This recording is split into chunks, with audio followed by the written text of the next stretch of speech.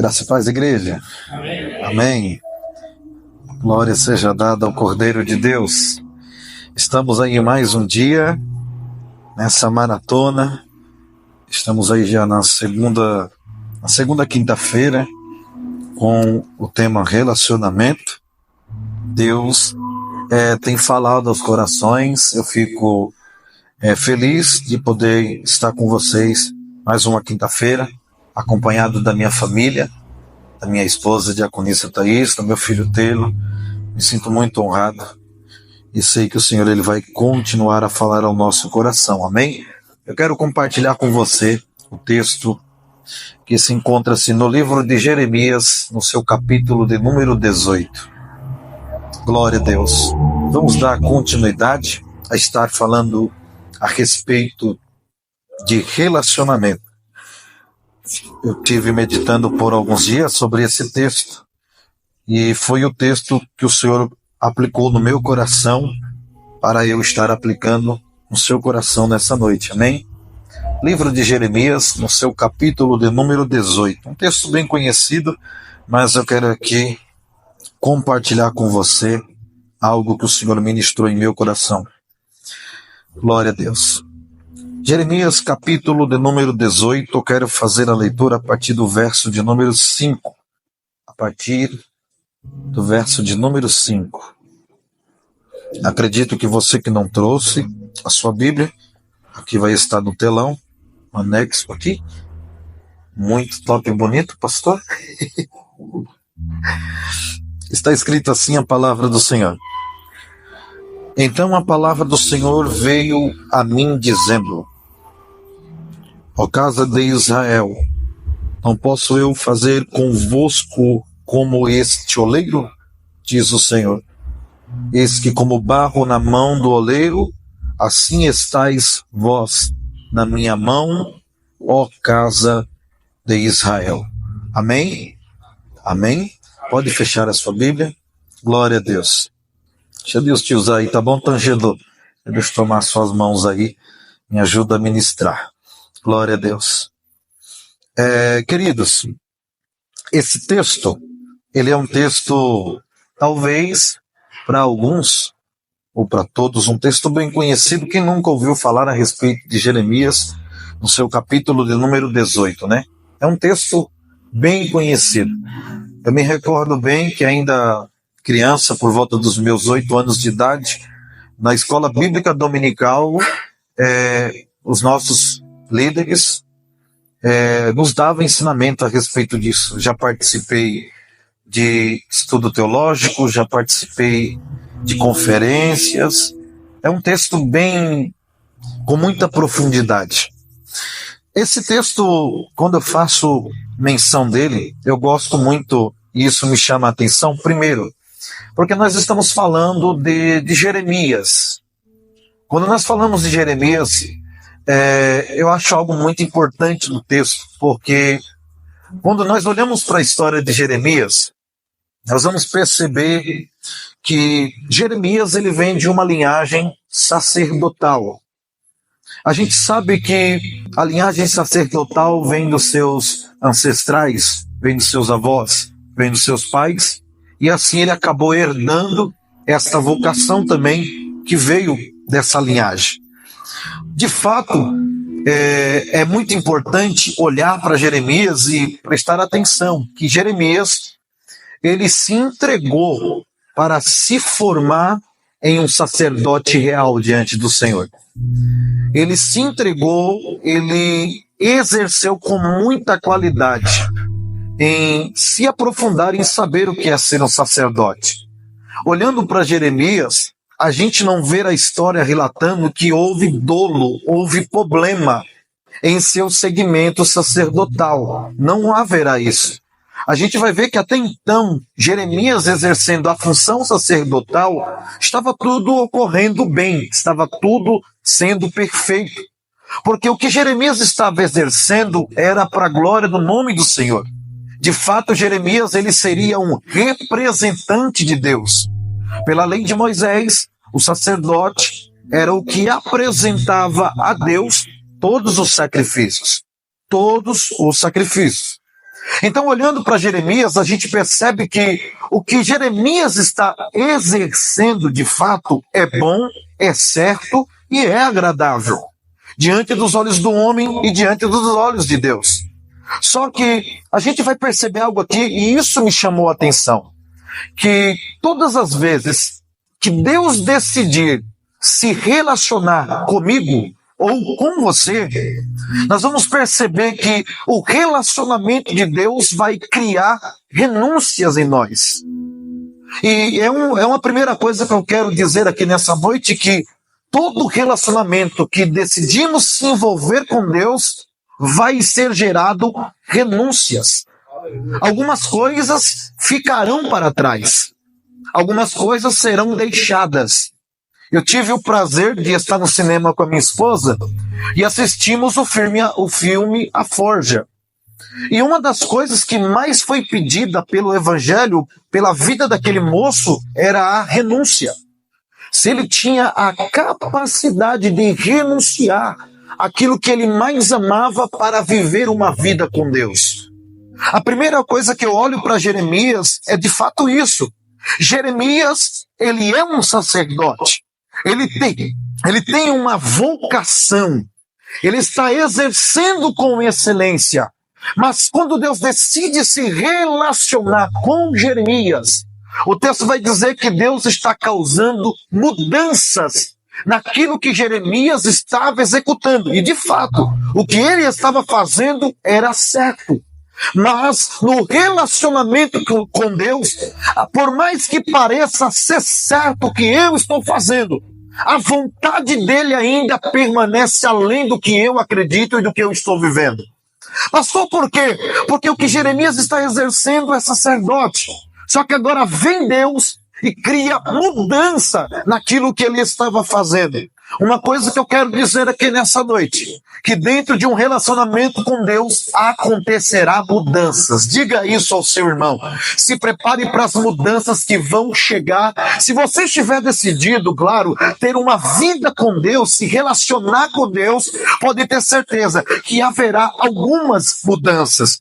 E dentro dessas mudanças, irmãos, pelo incrível que pareça, Deus às vezes não vai mudar 100% o que está errado em nós. Algumas coisas Deus mudará mesmo sendo a certa.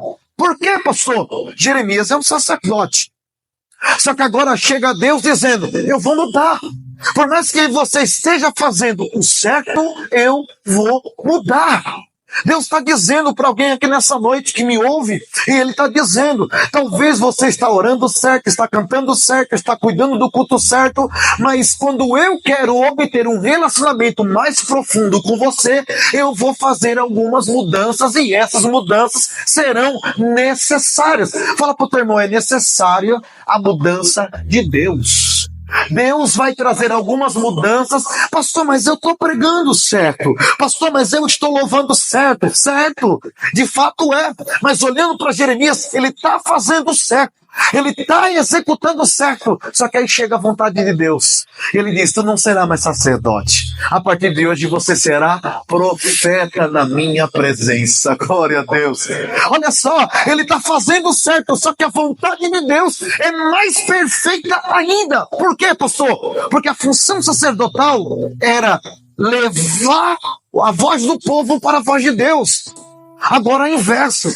Agora é Deus que fala com o profeta para que a palavra seja liberada para o povo. Você vai ser canal de Deus para a vida de muitas pessoas depois que você aceitar as mudanças que chegará para a sua vida. Porque o relacionamento entre Deus e você vai causar mudanças. E essas mudanças, agora sua vida vai estar tão envolvida a Deus que você vai ouvir mais a Deus do que as pessoas. Você vai estar mais próximo de Deus do que próximo de pessoas. Se prepare para as mudanças que chegarão. O primeiro tópico é esse, mudanças. Depois disso, a gente percebe que o profeta Jeremias, ele entendeu que Deus chamou ele para ser profeta. A maior decisão é aceitar. Como é que nós estamos lidando com a aceitação? O que eu estou fazendo quando Deus me convoca? O que eu estou fazendo quando Deus me chama, por mais que seja bom, por mais que seja agradável aos meus olhos, só que Deus está dizendo, eu quero mudar. Então Deus está olhando para alguém e está dizendo, eu quero ver se você está apegado ao que você tem, ou se você está apegado ao que eu tenho para você. Porque nós deparamos com uma geração que acaba se apegando com muitas coisas. E quando Deus vem com um projeto novo, quando Deus vem com uma história nova, as pessoas acabam sentindo o impacto. Eu costumo dizer que tudo que é novo incomoda, sim ou não? Quem nunca pegou uma camisa nova e pôs no corpo? Quem nunca pegou um sapato novo e pôs nos pés? Quem nunca andou em um carro 0 quilômetro? Passou vexame, passou vergonha, porque pisou muito na embreagem, pisou muito no freio, o carro ficou socando, ficou batendo, ficou morrendo na rua. Aí se você tem 2, 3 amigos, parceirão, ele vai dizer que esse carro, que a sua carta foi comprada na Lan House, porque o carro morre toda hora. Mas de fato, por que eu estou dizendo isso? Porque o novo ele sempre vai incomodar. Mas você parou para entender que o novo também ele vai aplicar a adaptação. Então tudo que é novo vai incomodar, mas no tempo aquilo que não se adaptava começa a se encaixar. O que estava fora do lugar começa a voltar para o seu lugar. E o Senhor está dizendo aí, não vai ficar bagunçado não, pelo contrário, vai ser organizado no tempo. Porque relacionamento organiza, não bagunça. Eu quero profetizar isso sobre a tua vida, que o seu relacionamento com Deus não vai bagunçar a sua vida, não vai bagunçar a sua história, pelo contrário, vai organizar o que está fora do lugar. Glória a Deus. Eu sinto a presença de Deus em falar isso para você. Então entenda bem, ele aceitou. Será que você tem coragem de olhar para esse irmão e dizer para ele, aceita que dói menos? Aceita, não fique lutando, não fique dando murro nem ponto de faca, não fique querendo criar outros caminhos, querer criar outras histórias, não. Deus está te chamando para um relacionamento diferente, Deus está querendo te envolver para algo diferente. Então pare de fugir, pare de correr, pare de se esconder. Deus está te chamando, Ele quer se relacionar com você. Aceite. Porque o que ele está preparando para a tua vida, parece que no meio do caminho é complexo lidar com essa mudança, é complexo lidar com essa situação. Por quê? Porque toda mudança, quando a gente muda, nós se mudamos recentemente, e eu confesso aos senhores, eu não gosto muito de mudança, mas o cara que mais mudou fui eu, mudei bastante. E o pior é que na mudança você tem que furar a parede, você tem que pôr móveis, você tem que montar, você tem que deixar tudo de um jeito diferente, porque a casa é diferente. Então você parou para entender que o problema nosso é esse, porque toda mudança que vier na nossa vida, muitas das vezes, vai gerar desempenho meu, vai ter que gerar um foco mais meu. Por quê? Porque se eu não focar, a mudança não conclui dentro da minha casa. Deus está olhando para alguém e está dizendo, você precisa focar mais, você precisa se entregar um pouco mais, para que aquilo que Deus falou que vai fazer na tua vida se conclui. Ainda esse mês, ainda esse ano, ainda essa semana, há poucos minutos, Deus pode fazer acontecer, mas Ele está olhando para você e está dizendo, é o que você quer para a tua vida, se relacionar comigo? Glórias a Deus.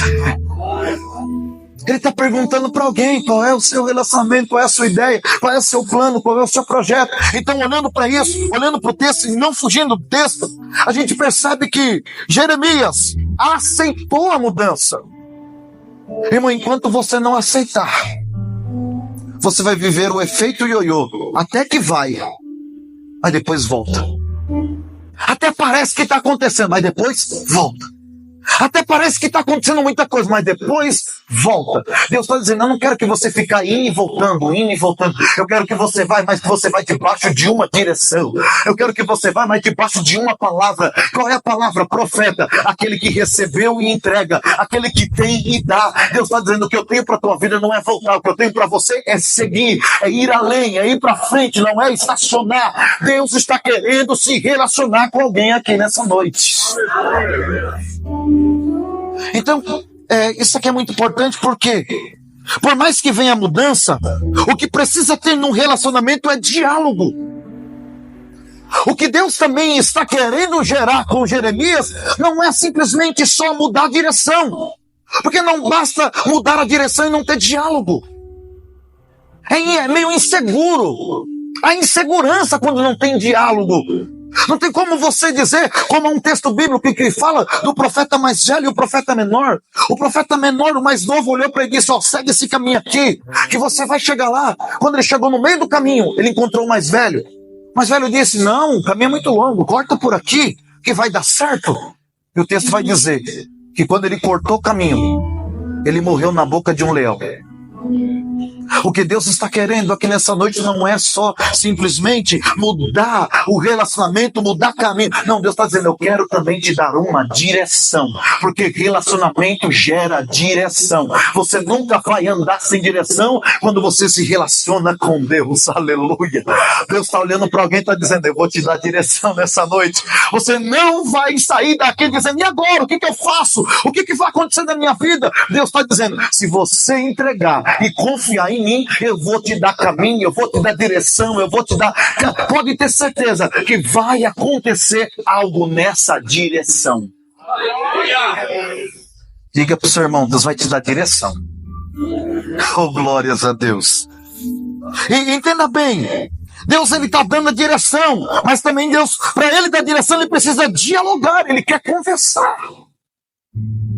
Irmão, nós falamos com um Deus que quer falar conosco todos os dias. A gente olha para o texto, a gente vai perceber que Deus está olhando para Jeremias, ele está dizendo, Jeremias, eu quero conversar com você. Só que aonde você está não dá. Eu preciso que você desça à casa do oleiro, porque lá você ouvirá as minhas palavras. Oh, glórias. Deus está olhando e está dizendo, quando você obedecer o direcionamento, você vai ouvir a palavra. E a palavra que você ouvir vai ser a palavra que vai te dar ermo, vai te dar posicionamento. Deus está dizendo aqui, obedeça a direção, porque nessa direção eu tenho palavra. E a palavra que eu tenho para você é restauração. Então, Deus está olhando para Jeremias e está dizendo, Jeremias, desce a casa do oleiro. Entenda bem, você parou para entender que Deus está querendo dar uma direção para ele, dizendo, olha, vai lá, que lá você vai se relacionar comigo. Vai ser lá que nós vamos ter diálogo. O que é diálogo? A expressão, eu gosto muito de usar essa expressão de diálogo, porque diálogo fala de tempo e logo palavras. Não é simplesmente algo que eu converso em 10 minutos. Não é algo que eu converso em 5 minutos, em uma conversa resumida do WhatsApp, que ao invés de eu mandar você, eu mando só VC, pronto, já é o suficiente. Não é isso. O que Deus está querendo é ter relacionamento. É por isso que Ele está dizendo, eu quero ter diálogo. Eu preciso de tempo para poder gerar palavras. Deus está dizendo, não tem como você ter palavras se você não tem tempo comigo. Deus está olhando e está dizendo, eu preciso do seu tempo. Meu amigo, querido, servo de Deus, mulher de Deus, Deus está olhando para alguém que nessa noite está dizendo, eu tenho palavra para falar com você, mas o que eu preciso de você nesse relacionamento é de tempo. Eu preciso do teu tempo, glórias a Deus. Eu gosto muito, quando eu leio alguns livros, John Stott vai dizer que ele, para poder ter uma intimidade profunda com Deus, ele tinha que orar 18 horas. E dentro dessas 18 horas, ele simplesmente falava, Senhor, o Senhor é bom, o Senhor é bendito, o Senhor é maravilhoso, o Senhor é meu Pai, o Senhor é meu amigo. E ele escrevia isso no livro dele, dizendo, eu passava o tempo mais adorando para depois conversar com ele, porque eu sei que o assunto ia ficar mais saboroso. Eu sabia que o assunto ia ficar mais profundo. Eu me recordo, ainda meu pai antes de falecer, que hoje dorme no Senhor, Salvador Alves. Eu estava dentro do cômodo onde ele estava naquele quarto, e eu fui buscar o pão, e eu voltei, preparei a mesa para eu e ele tomar café, que eu estava cuidando dele ainda antes de eu casar com a minha esposa, e eu estava com ele. E antes de eu sair do pão, meu pai estava de joelhos. E meu pai, ele começou a oração dizendo, glória a Deus, aleluias, glória a Deus, aleluias. E eu fui, na hora que eu voltei com o pão, e fui preparando o café, ele não saía do glória a Deus e do aleluia, pastor. Ele não saía e ficava. E isso já se passou-se 1h30, ele de joelho dizendo, glória a Deus, aleluia, glória a Deus, aleluia. Chegou uma hora que até mesmo eu me incomodei, toquei no ombro dele e fiz uma pergunta para ele muito simples. Eu falei, pai, o senhor está com dificuldade de orar? O senhor está precisando de ajuda para orar? Eu ajoelho aqui do teu lado, a gente ora, Deus vai colocar a palavra na nossa boca. O meu pai olhou para mim e disse assim, não, filho, é que eu estou me preparando para falar com ele. Oh, glórias a Deus. É isso que é relacionamento. Relacionamento, eu não tenho que ter pressa de sair da presença dele. Pelo contrário, eu tenho que ter satisfação de dizer, Senhor, eu não tenho pressa de sair da tua casa. Senhor, se o Senhor quiser me tocar, toca. Se o Senhor quer me envolver, me envolve. Eu quero me relacionar com o Senhor. Eu não quero só ser relacionado no culto, mas eu quero ser envolvido na minha casa, na rua, no mercado. Há quanto tempo nós não ouvimos mais testemunhos de pessoas que foram batizadas dentro do ônibus, na fila do pão? É pouco hoje a gente vê alguém falando sozinho na rua, um crente doido, falando sozinho, em línguas estranhas, chorando, e alguém chegar e perguntar, o que é que está acontecendo com você? Estava falando comigo? Não, se eu falar você não vai entender. Mas você sabia que naquele momento ela estava dizendo, Deus, meu amigo, meu pai, minha família, meu filho, minha saúde, que saudade. Então Deus aqui olhando para Jeremias dizendo, Jeremias, eu quero falar com você na casa do oleiro. Só que ele está dizendo, eu só vou liberar a palavra se você obedecer a direção. Relacionamento é isso, é ele te dar a direção e você obedecer, mesmo sabendo que no caminho não haverá muitas palavras, mas se ele falou para você seguir, segue. Se ele mandou você ir, vai, porque no final vai ter palavra, e a palavra que vai sair da boca dele vai aquecer a tua alma e o teu entendimento, e você vai entender que o plano dele é perfeito. Aí o texto vai dizer que ele obedece e vai. E você parou para entender que houve um time, houve uma pausa. Para ele sair da casa onde ele está, para a casa do oleiro, não é simples assim, pronto, todo cheguei da casa. Não, ele não foi levado em espírito, ele teve que se esforçar. Relacionamento é esforço. Glória a Deus. Se você não se esforçar, não é relacionamento. É verdade. O Senhor está dizendo, eu tenho palavra, eu tenho direção, mas se não houver esforço da tua parte, não é relacionamento. Ele olhou e disse, Jeremias, se esforce um pouquinho mais, porque eu quero falar com você.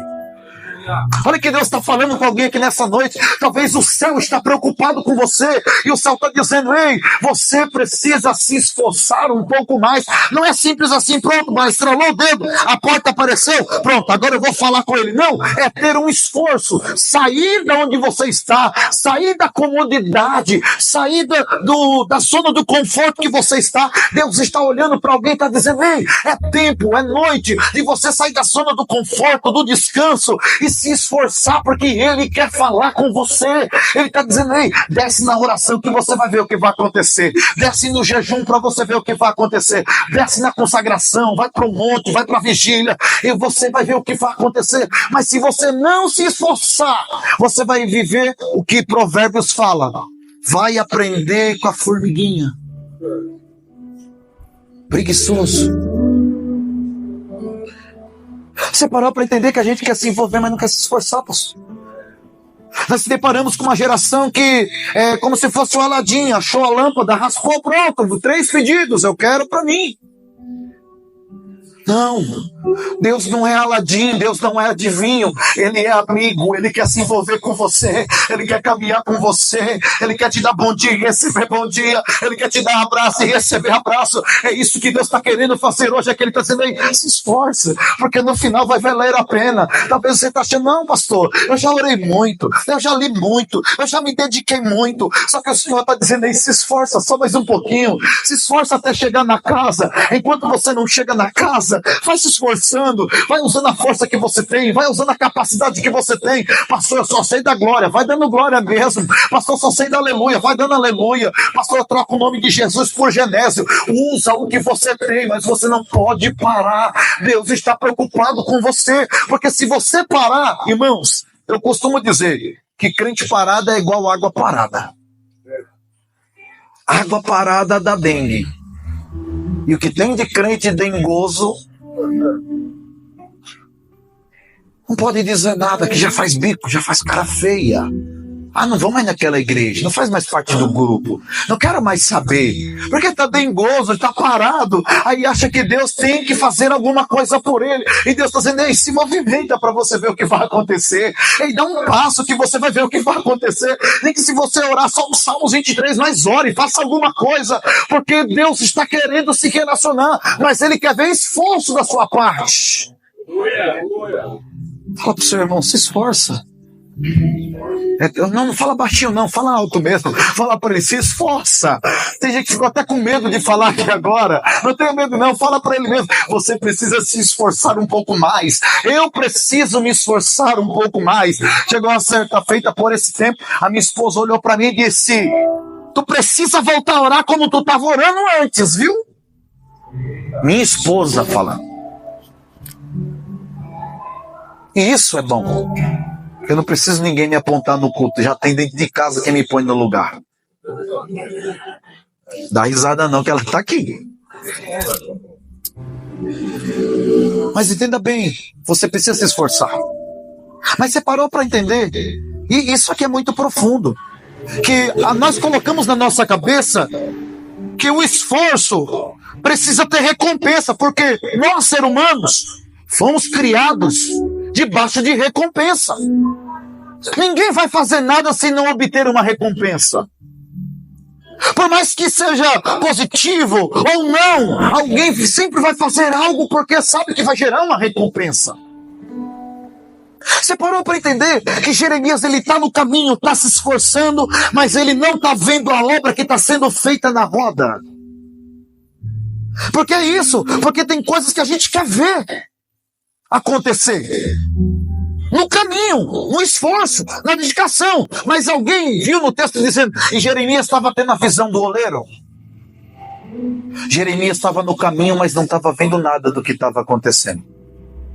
Mas eu quero te dizer uma coisa, que esse relacionamento está gerando coisas no oculto que você não imagina. Você pensa que nada está acontecendo, mas o texto vai dizer que antes de Jeremias chegar na casa, o oleiro já estava trabalhando na roda. Não, levanta a mão e recebe essa palavra aqui. Porque o seu relacionamento com Deus já está gerando trabalho e você não está vendo. Mas o Senhor está dizendo, quando você chegar no final, você vai dizer, agora eu entendi porque Ele me chamou para orar. Agora eu entendi porque Ele me chamou para pregar. Agora eu entendi porque Ele me chamou. Porque quando Ele chega, a recompensa é maior. Porque Ele não chegou com a obra iniciando. Ele chegou com a obra já completa na roda. Glórias a Deus. Ele não precisou chegar e dizer, vai, deixa eu ver como ele faz. Não, o texto está dizendo que ele chegou, o oleiro já estava concluindo a obra.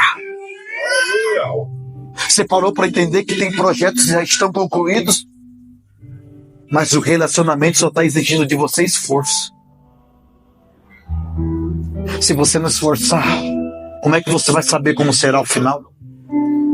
O problema é esse. É que porque eu não vejo recompensa, eu não vou me esforçar tanto, pastor. Aí vem os machucados, dizendo, pastor, eu sei, se eu fizer, vão me decepcionar de novo. Pastor, eu sei, se eu colocar as mãos, vão fazer de novo comigo.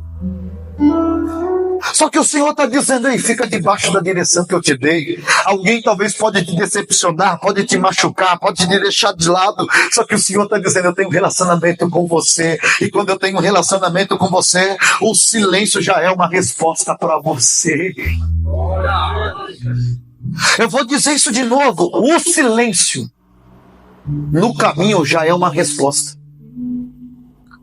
Porque se Deus deu a direção, no final, tem recompensa. Tem resposta. Eu não sei qual é o tamanho de comunhão que você quer ter com Ele. Mas uma coisa eu quero afirmar para você. Se você decidir hoje se relacionar com Ele, se você hoje decidir obedecer a direção que Ele está te dando, Se você obedecer o esforço que Ele está te pedindo, quando você chegar no final, você vai ver uma obra a qual você não viu no caminho, mas tem projetos sendo feitos ao teu respeito, assim diz o Senhor. Tem projetos sendo projetados sem você ver e sem você ouvir. Mas Ele está dizendo, só se esforça que você vai ver esse projeto. Só se dedica que você vai ver o resultado final desse negócio. Eu sinto a presença de Deus aqui, meu corpo está todo arrepiado para dizer isso para alguém.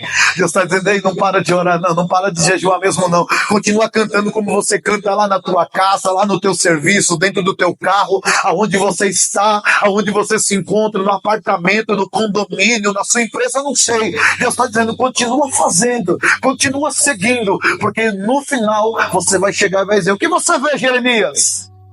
Eis que eu vejo o oleiro trabalhando. Oh, glórias a Deus. Você parou para entender que enquanto você está no caminho tem alguém trabalhando? Ei, eu vou repetir isso aqui. Tem alguém trabalhando. E ele diz, o que você vê? Ele diz, eu vejo o oleiro trabalhando sobre as rodas. E o texto vai dizer que o vaso se desfez na mão do oleiro. Mas por que se desfez na mão? Um projeto que já estava de pé.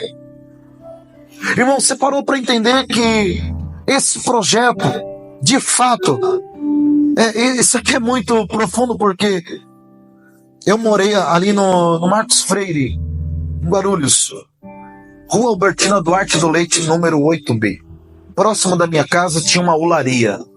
Se quiser, pode ir lá, que ela está até hoje lá.